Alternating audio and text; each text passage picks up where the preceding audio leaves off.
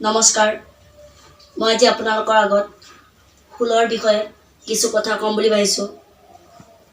আজি এই ভিডিঅ'টোৰ পৰা আপোনালোকে ফুলৰ বিষয়ে কিছু কথা জানিব। প্ৰথমতে আপোনালোকে এই সৰু চাইডটো যে দেখিছে এই চাইডটোৰ বিষয়ে জানক। এইটো চাইডক ডাইনা বুলি কয়, ডাইনা আৰু পুৰুষ বুলিও কয়। এই ডাঙৰ চাইডটোক বেঙা বুলি কয় বা প্ৰকৃতি বুলিও ক'ব পাৰে। বেঙা বুলিও ক'ব পাৰে, প্ৰকৃতি বুলিও ক'ব পাৰে। আপোনালোকে এতিয়া জানক ঠেই কেনেকৈ কয়, দাও কেনেকৈ কয়, শীত কেনেকৈ কয়, দাঁত কেনেকৈ কয়।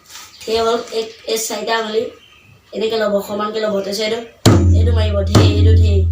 তাৰপিছত দাঁতটো এই চাৰিটা আঙুলি এনেকৈ সমানকৈ লৈ এইপিনে হেঁচি দিব দাঁত। আৰু শীতটো আঙুলিকেইটা বহল কৰি ল'ব, এই শীতটোৱে এনেকৈ এনেকৈ হেঁচি দিব শীত। এইপিনে দাওটো আকৌ এনেকৈ দাও দাও এইটো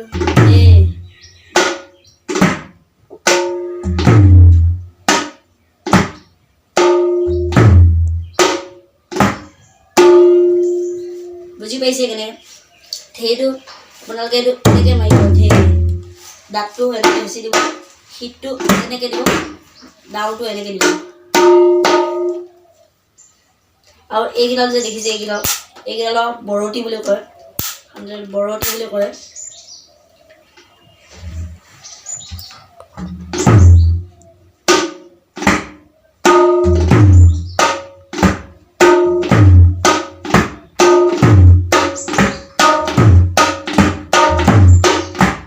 এইটো আপোনালোকে প্ৰেক্টিছ কৰি থাকিব পাৰে। এইটো প্ৰেক্টিছ হ'লে আপোনালোকৰ হাতখন আহিব। ফুলৰ এইখিনি আছে, এইখিনি কথাই জানিলে আপোনালোকে ফুল শিকিব পাৰিব। আজি ভিডিঅ'টো ইমানখিনি। যদি আপোনালোকক ফুলৰ প্ৰথম লেচনটো লাগে তেতিয়া আপোনালোকে কমেণ্ট কৰিব। মই ফুলৰ প্ৰথম শিকাই দিম, কেনেকৈ বজায় শিকাই দিম আৰু বজায়ো দেখাম।